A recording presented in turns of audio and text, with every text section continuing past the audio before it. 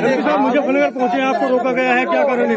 एक मिनट में शांत हो जाइए। कोई आइडिया है क्या? हाँ जी बताओ। मुजफ्फरनगर आप पहुंचे हैं, आपको पुलिस द्वारा रोका गया है, आप जा रहे थे, क्या कारण है, क्यों? मुजफ्फरनगर बॉर्डर एरिया है क्या भाई? जो मुजफ्फरनगर में कोई किसी के दुख में शामिल नहीं होने जा सकता है भाई। पुलिस का काम है अपराध रोकना, किसी के दुख को जो कोई बांटने जा रहा है उसे रोकना पुलिस का काम नहीं है।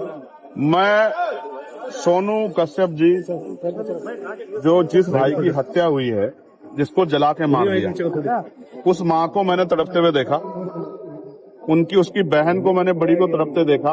उन्होंने कहा कि हमारा अकेला सहारा था, वो हमसे छीन लिया। मैं भाई का फर्ज निभाने के लिए, उनके आंसू पूछने, एक बेटा बनने के लिए वहां जा रहा था। ये मेरा फर्ज भी है। चुनाव के समय तो हर कोई जाता है वोट मांगने के लिए, तमाम तरह की मीठी मीठी बातें करने के लिए। दुख में जो साथ खड़ा वही अपना होता। मैं अपना होने का फर्ज निभाने जा रहा था, मगर मुझे पता लगा कि यहाँ अचानक से हमारे सम्मानित जो अधिकारी, उन्होंने ट्रैक्टर ट्रॉली रोक के वो मेरे सामने आ गए। अब वो मुझसे कहने कि आप नहीं जा सकते। मैं ये पूछना चाहता हूँ कि भाई क्यों नहीं जा सकता हूँ? घटना यहाँ की नहीं है, घटना मेरठ में हुई। क्या किसी परिवार को उत्तर प्रदेश में, जो पिछड़े वर्ग का परिवार है, कमजोर वर्ग का परिवार है, क्या उसको सांत्वना देना भी अपराध हो गया? तो मुझे सारी बात में एक चीज समझ आई है कि मैं राजनीतिक अछूत हो गया हूँ यहाँ उत्तर प्रदेश में। मैं किसी पीड़ित की आवाज नहीं उठा सकता। मैं आवाज उठाने जाऊंगा तो मुझे बंद किया जाएगा।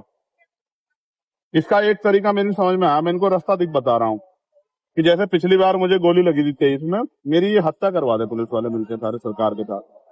क्योंकि जब तक मैं जिंदा रहूंगा, अगर मैं खाट पे भी रहा, पिलंग पे भी रहा, तो भी बोलता रहूंगा। तब भी जब भी इन पर अन्याय होगा मैं बोलूंगा, पिछड़ों पे, दलितों, मुसलमानों पे, गरीबों पे, बहनों पे।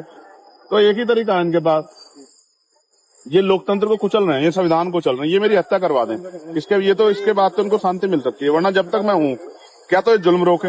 वरना अगर ये जुल्म करेंगे मेरे लोगों पे, तो मैं उनकी आवाज को उठाऊंगा, मैं लड़ाई को लड़ूंगा। मैं किसी बात से नहीं डरता। एमपी साहब कई दिन हत्या को हो चुके हैं, अब तक एक युवक जो इसको तो भाई मैं तो जब तक परिवार को नहीं सुनूंगा तब तक मैं कुछ नहीं कह सकता हूँ। मैं तो जाऊंगा, जब उनके पास जाऊंगा मुझे अपनी पीड़ा बताएंगे जी। जब मुझे अपनी पीड़ा बताएंगे तभी मैं आगे की बात तो कर पाऊंगा।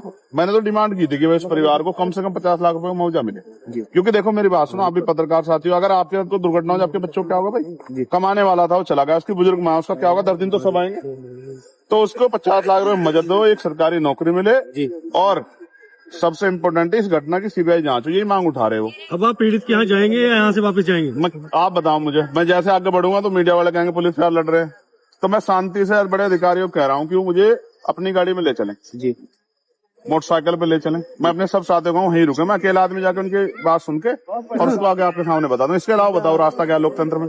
अगर लोकतंत्र में चुनाव प्रतिनिधि जनता के बीच नहीं जाएगा और वो दिक्कत है कि नेता जाते नहीं है, मैं जा रहा हूं तो मुझसे दिक्कत ये है कि वो क्यों जा रहा है। तो भाई और लोगों की मदद नहीं करना चाहता, मैं तो करना चाहता हूं, तो मुझे फांसी चढ़ा दो, यही रास्ता है इनके पास। मेरा कोई अपराध हो तो आप बता दो भाई, मुजफ्फरनगर के पत्रकार साथी, मेरा कोई अपराध हो तो क्या किसी के दुख में जाना? कल आपके कुदरत न करे आपके यहाँ दुख हो जाए, अगर आपके यहाँ कोई दुख में आता है उसको रोक लिया जाए, कैसा संदेश जाता है? तो जाएंगे लौटेंगे। यार मैं आदमी बड़ा स्पष्ट हूँ, मैं कानून का पालन करता हूँ, संविधान का।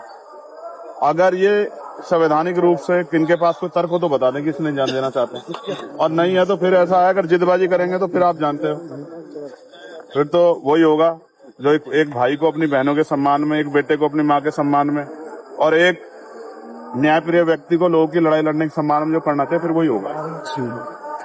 ठीक है भाई। वो पूरा परिवार